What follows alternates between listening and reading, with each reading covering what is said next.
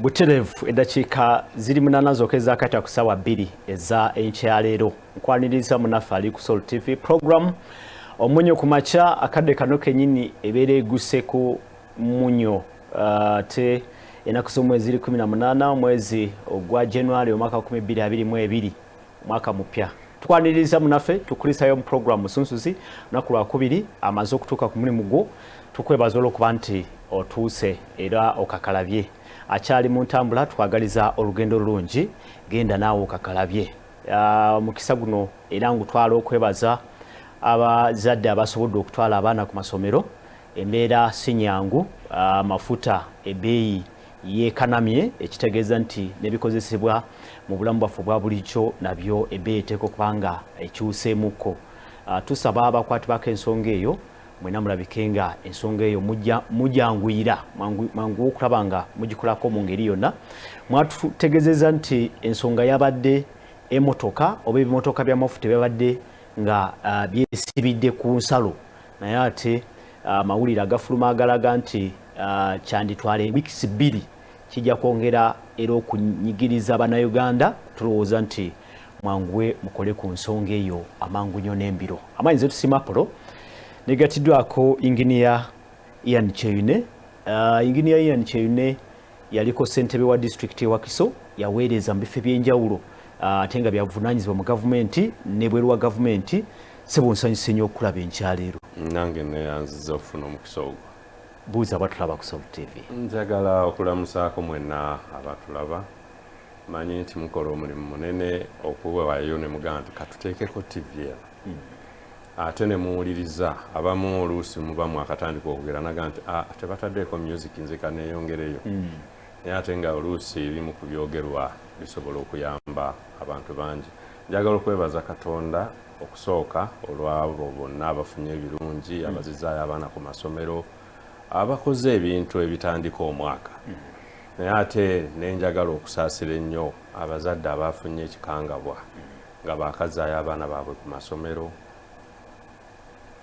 ate abaana ne bafuna enjege ey'omuliro ekintu ekyo bwe kiba nga kyakoleddwa abantu nga bakigenderedde tusaba Katonda abawe omutima ogukyuka ate n'ababadde baagala okukikola awalala balowooze ku bulumi bw'omuzadde abadde n'omwana w'emyaka 2 afubye n'amuzaayo mu time ate eddakiika 2 laba omukwano ogwo nze nafunako ku kikangabwa ekyo we nategeeredde bulijjo abantu bawano batera okuga nti omuntu bw'ajja ku muntu ng'afudde n'akaaba ennyo oluusi aba takaabira nnyo oyo aba ajjukidde owuwe bambi naye nange ninayo hero wange mu Uganda wano my best hero amuyita Namaganda buddo bwe nalabye ekintu ekyo nze nenzijukira hero wange nina bahiro babiri Namaganda ne Lukwiya Lukwiya wa Ebola yes Dr. Matthew Lukwiya awo kenziza muyanja ne Senyonga abo brother bange bafiira mu lutalo nga balwanirira eggwanga lino okubeera obulungi sifaayo baliritya kati naye bo balwana naye nga tubasaasira nnyo abazadde kubanga ekintu kiri painful era tusuubira nti abasomesa mwongere mwetegereze mwongere muleeta abasajja baffe omanyi amasannyalaze gano nago galina obuzibu tuyinza okuba nga bali bandifunye ekizibu ekirala naye ate n'amasannyalaze nago mugeetegereze waya ezo buli zirwawo ebintu nga tebikola kibanga era rediyo yo bwe batekola ebiyenje byetoololamu kino nekiruma bajjako amasannyalaze kubanga tebageetaaga mu kiseera ekyo so tubasaba mutunuulire eno ddala abakulu b'amasomero mwongere okwekenneenya mwongere security mwongere cameras mwongere okutegeeza abantu nti wano tulinawo cameras manyi n'ekyo nakyo kikulu mubeera ne kamera ate ne mutayogera kale abantu ne balowooza nti tewali najja n'amala okukola ensobi ne mumukwata bukwasi nti eyakikoze twamukutte naye ng'ensobi zikoze eki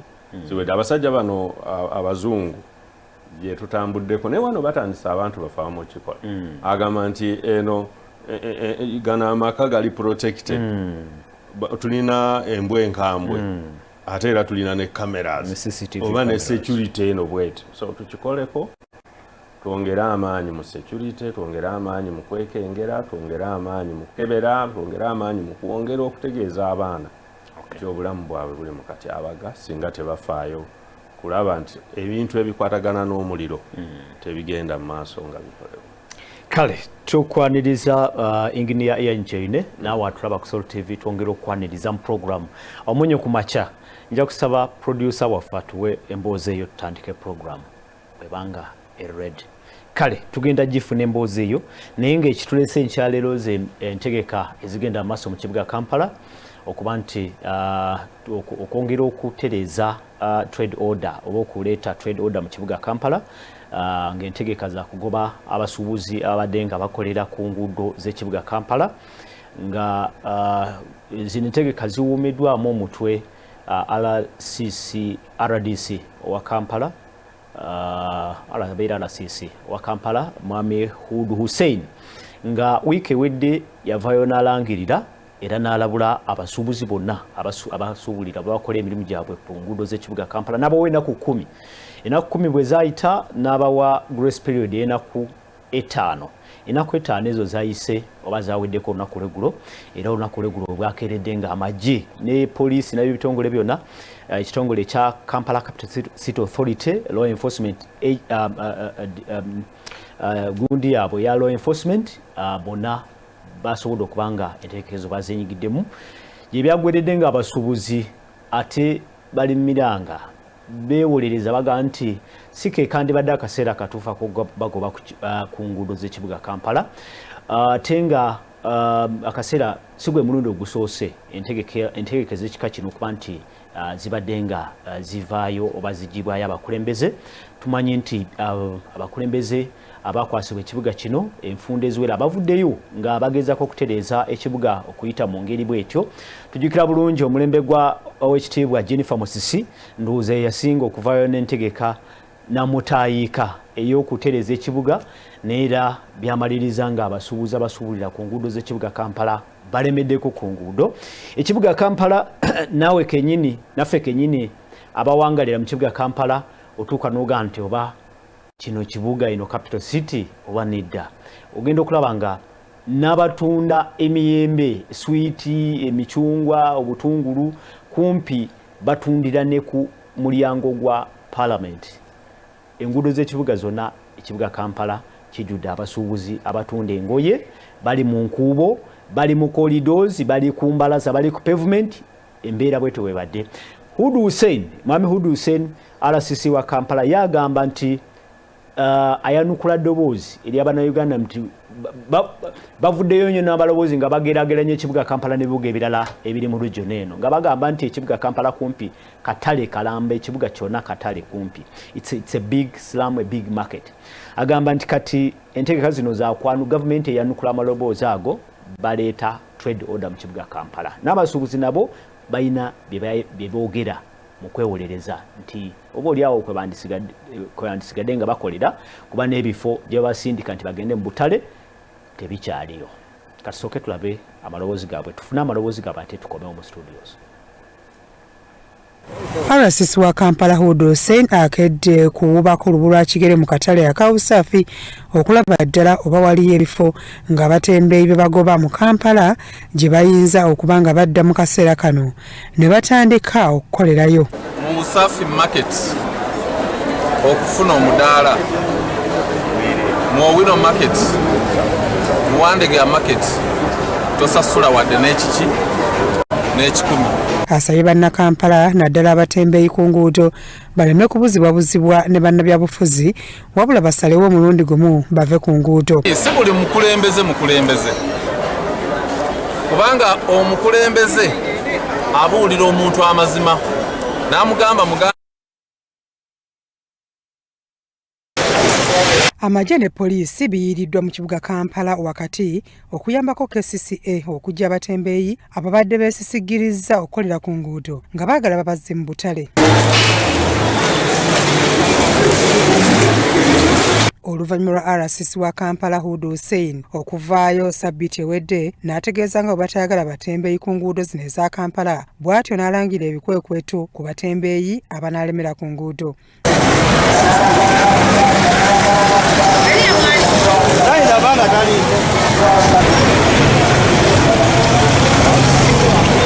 enkya ya leero zigenze okuwera ssaawa 12 ng'ekitongole KCCA wamu n'amagye ssaako ne poliisi batandise dda ogwabwe ogw'okufeffetta abatembeeyi bano bayingire obutale.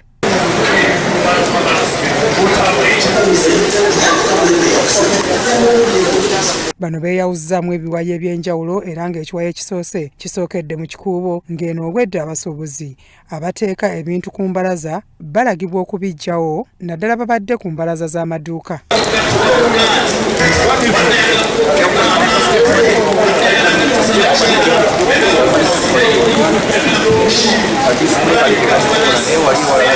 Wo ku nguudo ezisinga okubeerako abatembeeyi okuli olwa Namirembe Road, Mini Price, Nakivubo, obwedda abatembeeyi babadde babatebuse dda era nga zino enguudo zonna zisiibye enkalu. Babatembeeyi nga bali wamu n'abakulembeze baabwe bavumiridde ekya gavumenti okuteeka amagye mu kubakubaganya. Nensooka okukkiriza gavumenti nze njeewunza olunaku lwaleero okuleeta amagye agabadde Kongo mu bantu ba bulijjo bamukunampola. Twateekawo emirimu tuyambe gavumenti okufuna emirimu 28 balanga emirimu 20 mu ggwanga lyonna. Tetwakolisooka tuteekawo emirimu gino tuyambe bannansi abatalina mirimu bakole. Switi eno yonna ebadde rikooti abatembeeyi. Nkakasa nti nga omutembeeyi tali mu kibuga muno n'abamaduuka abo bwe baagala okukola tebajja kukola kubanga fe abatembeeyi tuva wano tugenda tujja mu maduuka ki ebintu. Mu bufu bwe bumu ekikwekweto kino kiyindidde ne kuba mobile money ab'obuyumba era nga abaganidde ku nguudo z'ekibuga Kampala obuyumba bwabwe obwedda babuggyako mu kikwekweto kino. Ng'ebikwekweto by'abatembeeyi biwedde era abasirikale ba KCCA batandise okusiguukulula obuyumba bwa mobile money obubadde ku nguudo ez'enjawulo. Obwedda KCCA ekozesa ebimotoka bikasiringi okukulula obuyumba buno olwo ne babuteeka ku kimotoka kirukululana.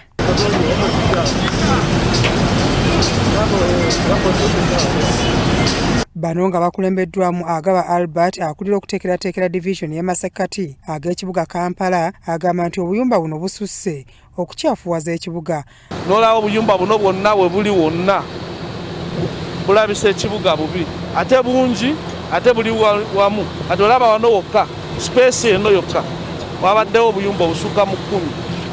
So congestion eyo netugezaako okulwanyisa. Agaba wadde bannannyini buyumba buno amagezi beesogga ebizimbe bunnambiro. Ebbanga lye bamaze nga bakola myaka 3 myaka 5 bafunye capacity okusobola okugenda ne beegatta ne bakola mu buyumba obutonotono oba mu bizimbe. Akulira ekibiina kya Uganda Vendors Association Asaf nawulira agamba nti ekintu ekikoleddwa KCCA si kya buntu bulamu. Abantu abamu bali mu kumenya balina license ezabaweebwa KCCA muzirabyeko ng'abantu bazipresentinga. KCCA tugenda gitwala ne mu kooti ku license ez'ekikanga ekyo. Kyokka nga bazze ne bajjako kioski zange ate nga nasasula permit nasasula ne trading license.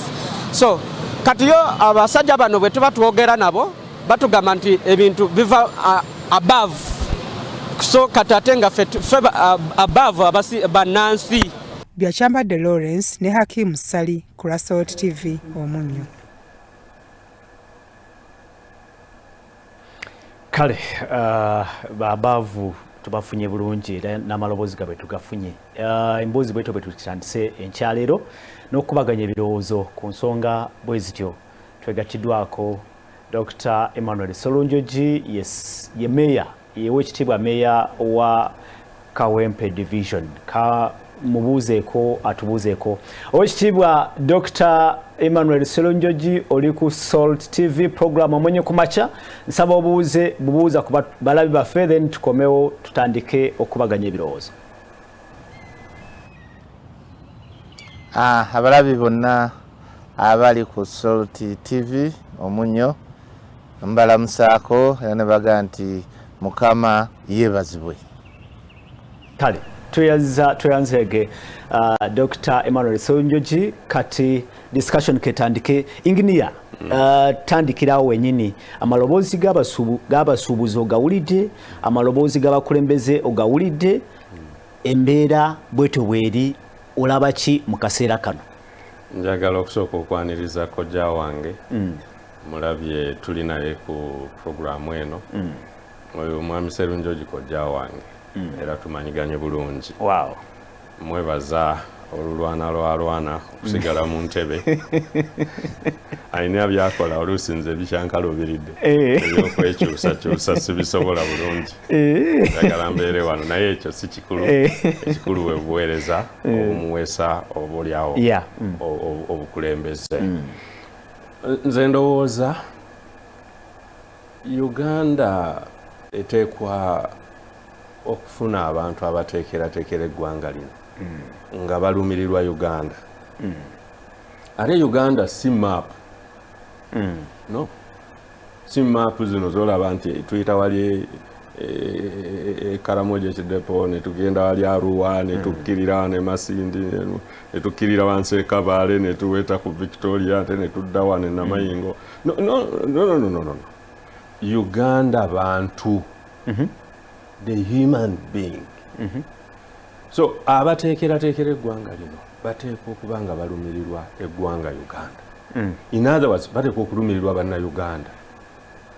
Ffenna twakava mu bizibu ebingi era ffenna batugoba mu kibuga ng'ate batugoba mu lwansonga ne tukkiriza bumasiki buno obulaba nzija nako tuweesibye kati distance ye kanzigisizaako ffenna tutambula na bukookolo genda okulaba oli aba akuyitako nga nti mwamukyeune omanya abantu buno bwe twesiba ekirwadde kyakatumalo tuttamu abantu bangi temumanya ani abadde omulwadde temumanya ani yafiiriddwa abantu basasula miliyoni 2 miliyoni 10 abanaffe nnyo ne miliyoni 3 bagenda nazo ne bazibajjako okuziika abantu baabwe.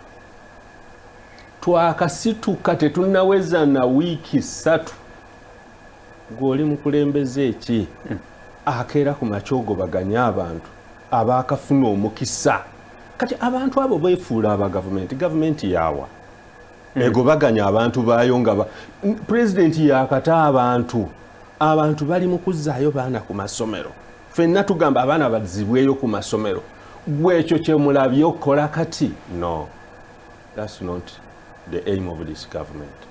Ekyo si ekigende tolabamu kalungi mu ntegeka eno gwe akalungi akalimu mbyogeddeko emirundi mingi neero ngenda kubyogera naye okusooka enteekateeka ezifaanana bwe zityo teziteekwa kukolebwa mu ddakiika eno.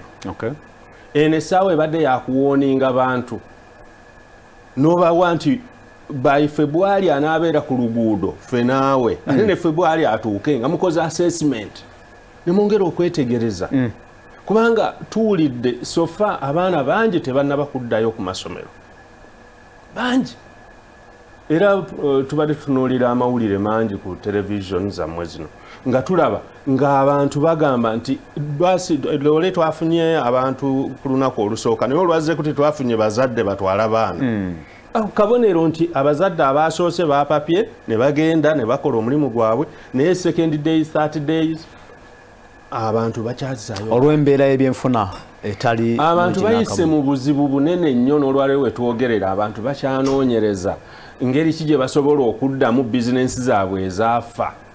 Nkutegeeza abantu baafuna challenge nnene. Gwe woba otudde mu ofiisi yo nga bakusasula omusaala RCC njagala otunuulira omwana ono eyava ku luguudo n'agenda n'alya obwenvu bwe yali alina kubanga baamuyimiriza ng'asuubudde amenvu ge okumaliriza ng'obwenvu abuliridde awaka ate n'atandika kwewola abamu baakeewola okudda mu bizinensi ezo. So ingini yolingaga nti ekiseera si kituufu ekyokugoba abantu ku nguudo abasuubuzi era bateekwa okubaayo omukulembeze ayimirira naga musooke mulinde. Wait a minute. Bano abantu ab'ebibuga abatutegeeza ebyabatembeeyi n'ebirala babadde bamanyi nti kino bagenda kikola. Lwaki bazze tebawooninga abantu ne babategeeza in time? Tufunye time nnene nga COVID atuyimiriza abantu business ziyimiridde. Baali basobola okukozesa ekiseera ekyo ne bagamba nti bannange COVID bw'anaggwa tubasaba tetujja kukkiriza muntu kukola ki kukomawo wano. Ne bakola enteekateeka ne batandika n'okumiitinga abantu abo ngeri of course tubadde tusobola kumiitinga lwa COVID nakati era meetings zikyali dangerous kubanga covid akyaliwo naye ekikulu mu byonna enteekateeka y'abantu baffe eno buli kye baagala okukola buli ddakiika nga bo bagolokoka bugolokose ne bagamba nti kati tutandike kubanga tuli mu gavumenti ekyo tekisobola kuyimirizaawo gavumenti buli kiseera mujja kuba mugikyayisa mujja kuba nga mulowoozesa abantu nti yo gavumenti tefa kuki baayo wakati mu nteekateeka nga bw'obuuzizza ekibuuzo tigwe tolina kirungi kyolaba wano kankubulire ekimu omusajja bamuyita Abercrombie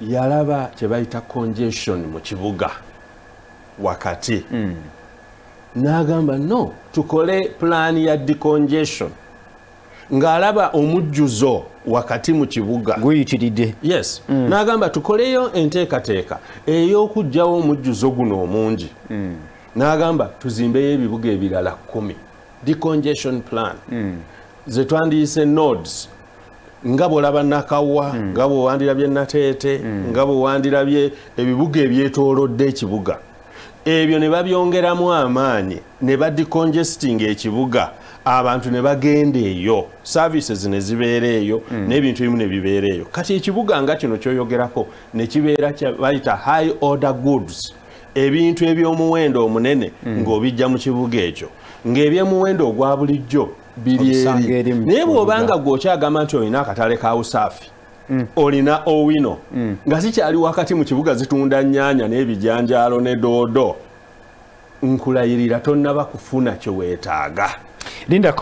Lindako inginiya olingaga nti wadde twogera ku ntegeka zino nti zaatandika dda abalala bazibirowoozaako luli Jennifer Musisi Dr. Jennifer Musinajja naye ne bigaana olingaga nti tetunakutuuka ku level ey'okugoba abantu n'okukola okuleeta trade order mu kibuga kyaffe ekikulu e Kampala City. Twatuuka dda okukikola naye tulina okukola enteekateeka ennuŋŋamu esobola okukituukiriza. Jennifer Musisi nze namunenyanga nnyo we nafunanga omukisa yalina obusobozi obukyusa ekintu kino naye ya missing ekintu kikulu kimu yalowooza nti technical people bajja kukola independent of the political people ekyo tekiriyo mu kibuga wano.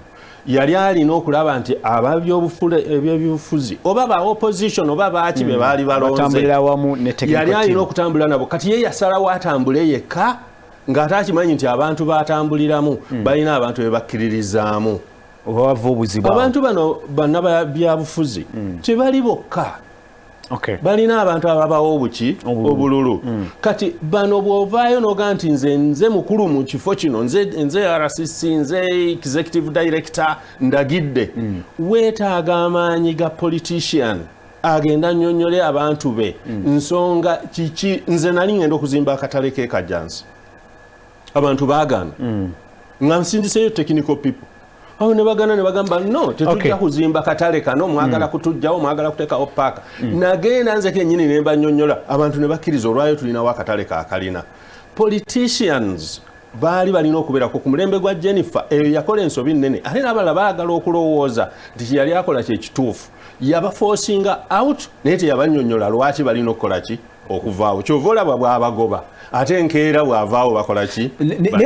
Inginiya nga batudde tuwulirize ate owekitiibwa meeya naye kyayogera ku nsonga eno tolowooza nti akaseera akateekwa kutuuka wabeewo ekikolebwa Kampala atereere akaseera oba oliawo sikeekano kennyini kuba biseera ebisinga mubadde entegeka zino muzirita mu kaseera akaki akakalulu nga tusembedde akalulu ak'ebyobufuzi ate ne baga nti abantu baffe biki ne mu kifuula ekyebi sikeekana akaseera nga tutandika oba oliawo tukikole kati tutereeze ate n'ekirala kyoga nti abasuubuzi bano oba oliawo bandibadde baweebwa akaseera n'okubategeeza abasuubuzi baludde nga bakimanya ensonga zino zaatandika dda babagamba dda muve ku ki muve ku nguudo. Omanyi waliwo kati kye tuyita new normal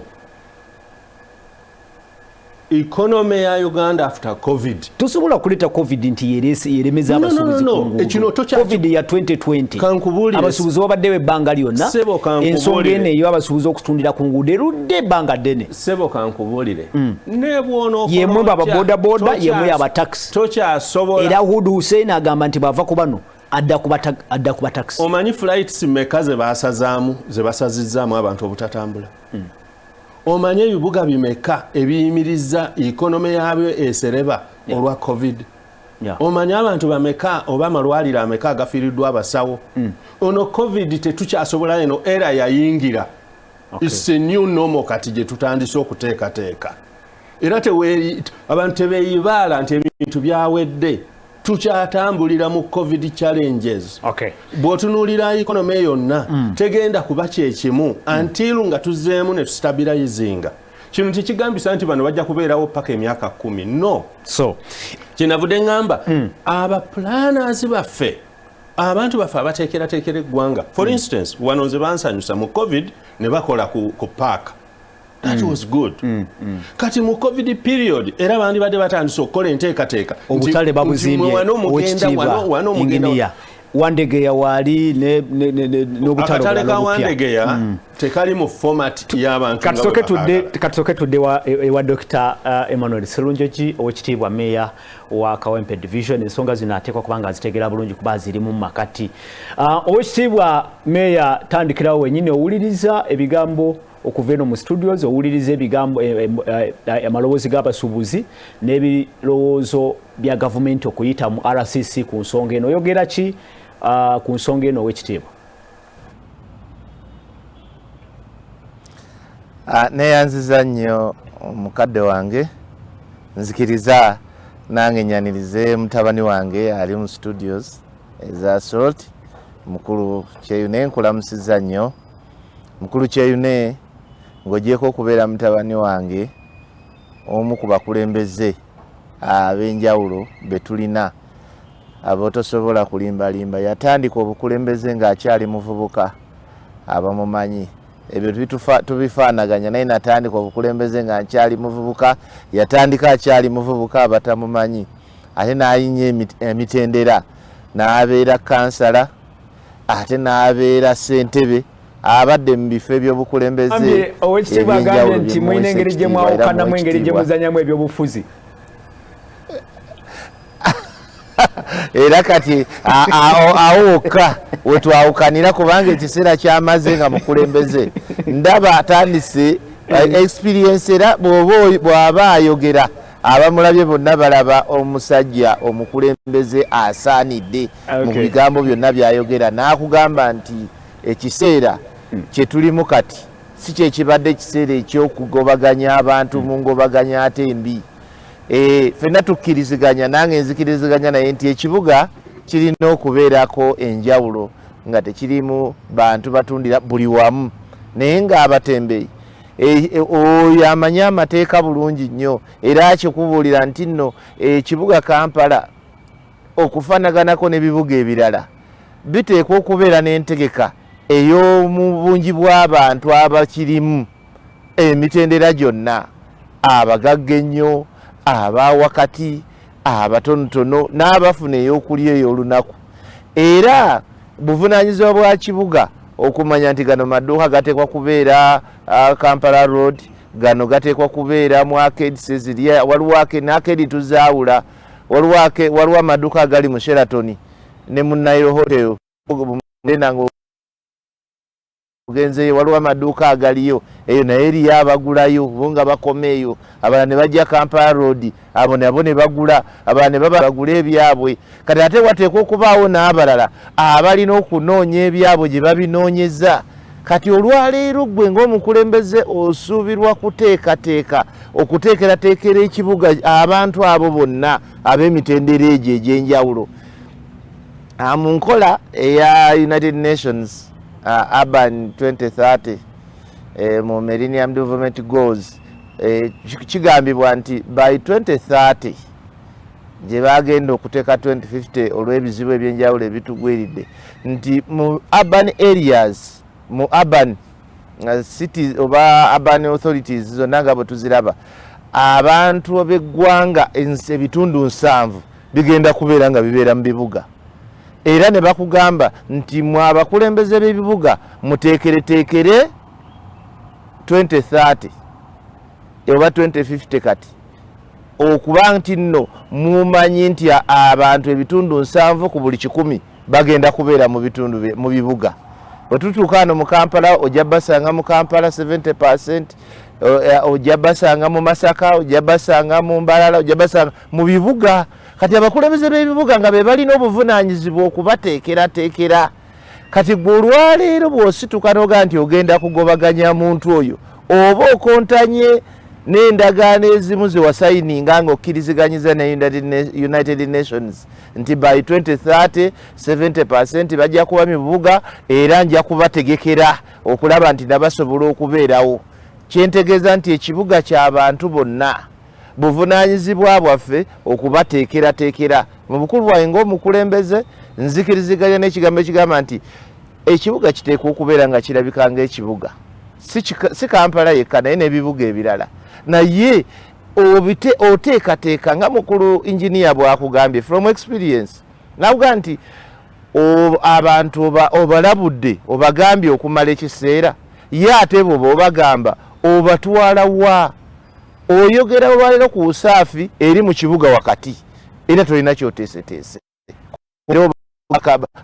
Abakira mu busaafi abagenda okutunda bali 10 obapakira mu busaafi, olwo abagenda okugula nabo 10 era nabo bakibuga wakati awo wennyini mu CBD. Ate ng'ekibuga kinene kyetugamba nti abo abantu bateekereteekere, zimba obutale. Olwaleero luno Kawempe erina abantu emitwalo 45, erina akatale kamu n'enzimba gye kazimbwamu, tebeebuuza ku bakulembeze. Kyova olaba tekali mu nkola era bwana kyeyuna abadde akyogerako awo n'otamuwa nnyo mukisa. Akubuulire ye nga injiniya engeri akatale k'Ewandegera gye kazimbibwamu oba kasobola okusikiriza abantu okujja okukeeyunira. Jangu otule n'abakulembeze tugambe nti akati twagala kuzimba obutale mu bitundu bino. Bweba abantu abo abali wansi, then ate otule n'abantu abalala abaga twagala kuzimba arcades wano. Ate zizeza abantu, then otule n'abantu abalala twagala okuzimba ng'akamwesi. Ate yo naye ebeere n'abantu abaye abagigendamu ne bagigulamu. Okwo kwe kuteekerateekera ekibuga. Naye nno ekiri mu kibuga kati olwaleero kyenjagala ne mutabani wange akkirize nti bulijjo twogera ku buwambe. Ekibuga kiwambiddwa. Ekibuga kyatandika okuwambibwa olunaku lwe baleeta etteeka nga bakyalikola na bukozi ekyali bbiiru erya Kampala Capital City Act. Ne bagamba nti abantu bagibweko obuyinza obw'okwerondera abakulembeze ababakulembera. Baali baagala Lord Mayor n'abakulembeze abalala. Ekyo nno ku olwo Parliament n'ekola ekyamaanyi n'ekibalemesa n'ekibasuuza.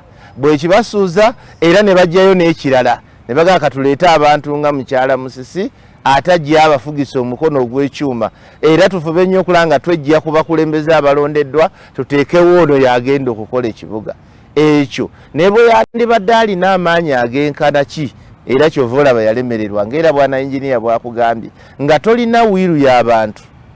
Abantu bakimanyi bulungi nti abantu balonda abakulembeze baabwe nga obwesi babajje nga babasalirawo. Ekyo ne kiggwa. Kati olwaleero tufunye omukulu omu, nze sijja kumutya mwogerako kubanga ye bwana injiniya ayinza obutamugjayo linnya najja kumukuse ekusooka ndikireka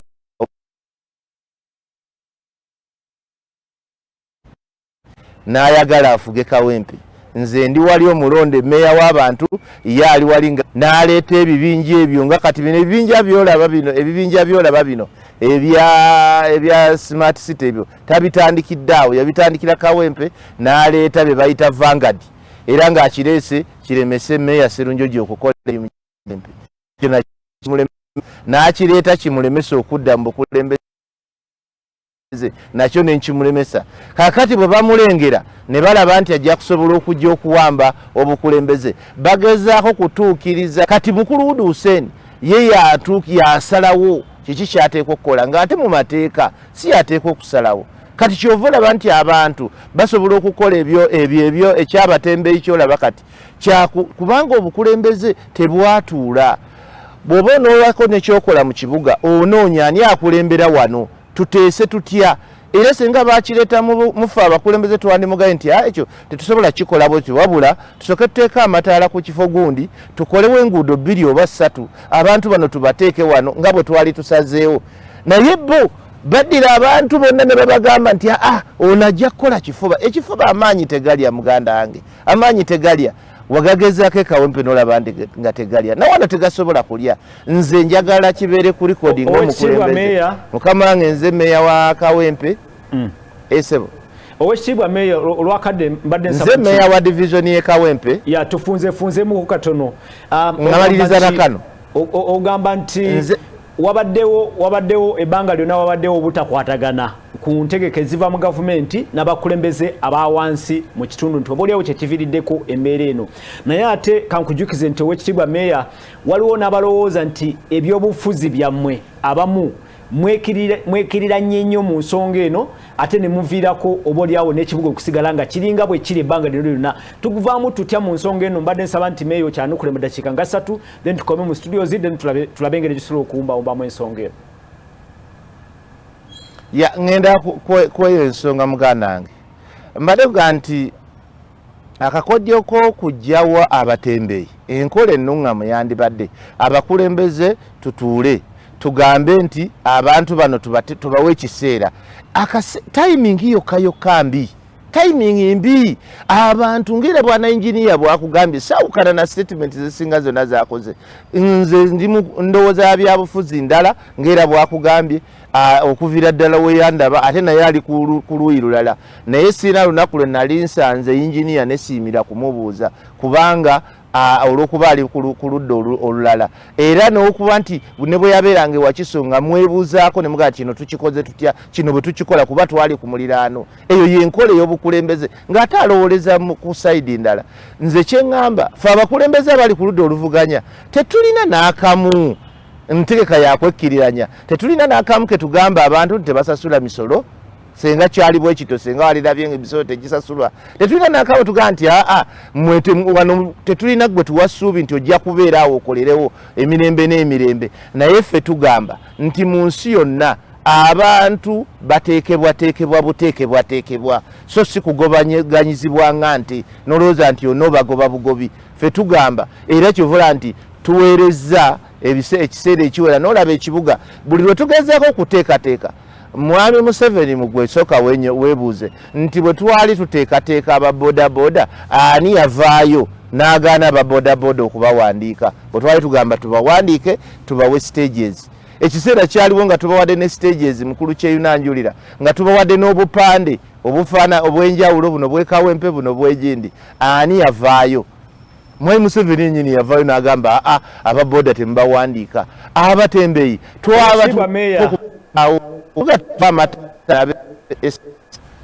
Okay. Owekitiibwa Meeya toyanze ndowooza tukkirize tukomewo katono mu studio ate tulabe engineer kyayogera. Engineer olinga mu submission yeesoosa ogamba nti singa tabadde COVID-19 nti eyajja tekyandibadde na buzibu singa kino kikoleddwa bwe kiti mu kiseera kino kyennyini. Sina mu kiseera kino. Simanyi oba nkufunye bulungi. Sina mu kiseera kino kubanga KCCA ezze emala ebbanga ggwanvu ng'erwana okulaba nti eteekerateekera ekibuga era singa teyali covid ono baali batambula bulungi kubanga newankubadde oli nakubuulidde nti yakikola ng'ali yekka naye ekiseera kyali kitandise nga buli muntu atandise okugamba okay tugende era ng'abantu batandise okweteekateeka kibuga kyali kitandise okukiriininga naye of course challenge eno bwe yazze buli muntu yamute mulungiza twandigamba ashambo buli muntu yagudde gye yagudde kati gyagezaako okugolokoka naye ng'ekyo kitadde ku bbali nkubuulira nsiiba njogera buli lunaku tusaana okufuna abateesiteesi abayamba eggwanga lino kubanga policies za Uganda bakugamba nti ffe bamu ku balina policies ezisinga obulungi naye engeri yoziteekesa mu nkola abantu abamu kati avaayo ye n'agamba bugambi nti eno polisi weeri n'afubutuka n'agigwira naye ngini obadde mu bifo by'obukulembeze ebyenkizo ng'ensonga ng'endowooza zosobola okuziwaayo obaoliawo ne ziyamba okutereeza ate ekirungi nti olinginiya ekisanyusa nziwaddeyo era abamanyi bamanyidde ddala nti I've been keen okwongera okulaba nti tuteekateeka ni pulezidenti kennyini lumu nayogera naye nemugaa nti sebo twetaaga physical planning wano ogiteekemu amaanyi era n'atuwa minisita mu biseera ebyo baali bamuyita Aban ate ffe nga twagala omuntu wa urban planning so ministry oyo naye n'atukolera omulimu munene n'akola etteeka eryaleeta physical planning into action ekyo kyali kirungi nnyo era awo ne tutandikirawo mu Uganda yonna mwali temuli ba physical planners mu districts mu town councils I'm the first advocate era nze nasinga okola advocacy wawa magezi naye tebagatambulirako no bagatwala kati Uganda yonna buli wootuuka townships zonna zirina ba physical planners nze ndi lecturer mu university era mbadde nsomesa ba physical planners so musangayo batabani bange everywhere kati eyo yonna steps to moving kati ne tuddako ne twadvisinga tukole kyetwandise strategic plan oba plan ene ey'ebibuga ebyenjawulo era ogwo mutereera nagwo gutambula mpulira mbu waliyo Kampala Capital City Master Plan ebaddewo ebbanga ebaddewo akabanga tuzikyusa tebirimu ebyo zatandikira mu nkaaga eriwo ndowooza ya Simpson kati gye tugoberera waliwo ya 1994 tuzize tukola plan ezo kwega biseera tuzongera kati waliwo muwala wange nze namusomesa mu university kati mukyala mukulu w'amaanyi Ngabirano kati yakulira akakiika Dr. Amanda yes oyo yali mu student wange yali ne ku KCC endowooza yes oluvannyuma yaje Makerere ne tusomesa naye ye value ya university nti omwana gw'osomeseza ate ajja ne mubeera naye and again she has done very well very resourceful kati eyo ye direction kati kyebandibadde way forward engineer bakola one mu dakiika 2 okusooka tutunuulire ekiseera kye tugambirako ekintu kino okay ekyokubiri meeting nze lumu nali njogerako ne president oyo yali is supposed to be the mentor of all of us and indeed he is one day mu discussion gye nalimu naye namubuuza naye kati nkola ki nagamba no ekintu ekisinga obukulu buli we mubanga n'ekintu nga temukwataganye bulungi mukole meeting era kyanyamba nnyo ze ntuuza meeting si nnyo buli kiseera ndowooza nti era ogenda okuvaayo ng'ofunye solution kati bano tebakwatagana golo yaabwe nnungi tebaagala kiteekwa okukolebwa naye singa baatudde mu meeting bandivuddeyo basobola okukwatagana ng'ebyobufuzi bino ebya Kampala nga bwe tubimanyi basobola okukwatagana olaba nga gavumenti eya makati central government esobola okukolagana ne bano badokita owekitiibwa Meya Serungi very well kati akugambye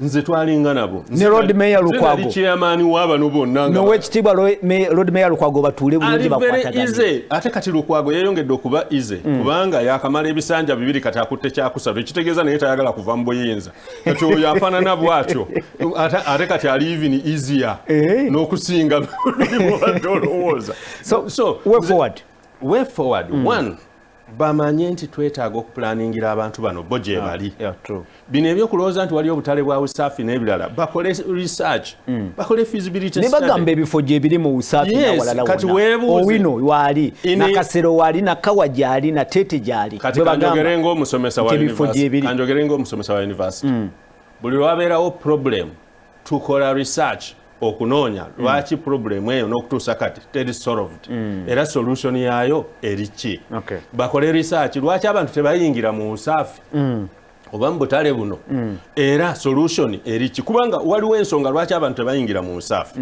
nze nga quick construction tubadde tubakolera Wandegeya waali yes quick construction yabakolera katale ke Wandegeya sonka manyi eyo kampuni yange ey'okuzimba ne tubakolera usaafi oyo yalimu enzigi zaabwe ffe tubadde tuziddaabiriza roller shutters so mbimanyi gate zaabwe ffe tubadde tuzizaawo what I know nti abantu beboogerako okuyingiza mu katale tebabaawula n'ono alina mitwalo gye ebiri ateeka kuno obuleega tebabyawula bo balowooza nti ajja kukwata emitwalo ebiri atuule mu katale alina okubeerawo oyo alina obuleega alina kutambula yeetooloola atambuza miyembe ku mutwe nekyo tekiriwo mu Kampala abasinga batuula butuuzi ku nguudo actually betuyita hawkers they are vendors anti kati kyoba omanya gwe boosanga nga batudde eventually abo bennyini abatudde ate era bamaliriza bakoze eki batambudde ne properties zaabwe naye nze kyendowooza mu dakiika emu kuba tulina okudda abasajja nga balina bukiyosiki bwa mobile money n'ebirala ekyo kyabadde easy okuyita abantu abo bonna ne baba meetinga omusajja omugirawo oti akantu kalinako trading license wenyini kyabadde si kyabwe kitegeeza nga n'akantu yakazimba n'akantu kitegeeza waliwo atannakola mulimu gwe mbadde nsaba nti tuddeyo katono mu dakiika 2 zokka tuziwe Dr. Emmanuel Sserunjogi meya tuine dashika bizoka onotusonyiwa ne tubulire way forward echo kuzaako tuzeeko kikati mu mbeera eno. Ekyokuzaako kyensinga okusaba abakulembeze ab'eggwanga Mwami Museveni nti akkirize nti waliwo enkumi n'enkumi z'abantu eziri mu kibuga Kampala eziteekwa okuyisibwa ng'abantu abali mu disitulikiti endala zonna ez'Ekiruura n'endala nti bateekwa okuweebwa eddembe lyabwe.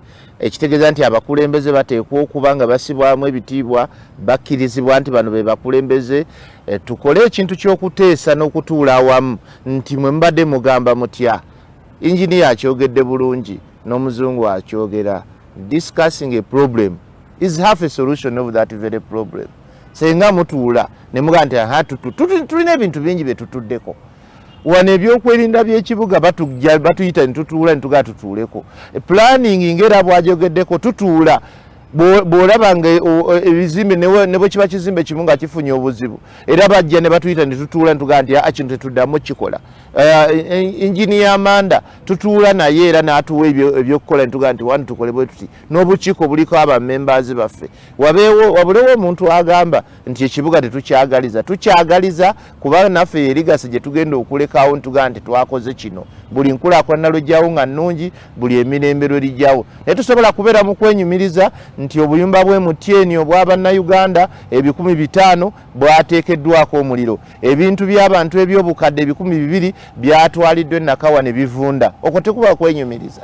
Njagala kwogera ng'omukulembeze era onzikirize ssebo nti tuli wano olwaleero mukulembeze bwaffe ng'aba mayors mukulu kyeyuna amanyi Lovelak nga bweri nakalondebwa okubeera chairman wa Lovelak era tugenda kutuuza olukiiko lwaffe olusooka olwa Lovelak wano ku City Hall nti tulina local authorities zeegattira wamu mu Lake Victoria Basin era tugenda kuba nga tukubaganya ebirowoozo ku climate change environment nga bweteekwa okubeera mu nkola ey'okutwala ekibuga eggwanga lyonna mu maaso. Kumpi local authorities zonna ez'omu Uganda zifaayo nnyo ku preservation ya Lake Victoria n'okubutonde bw'ensi.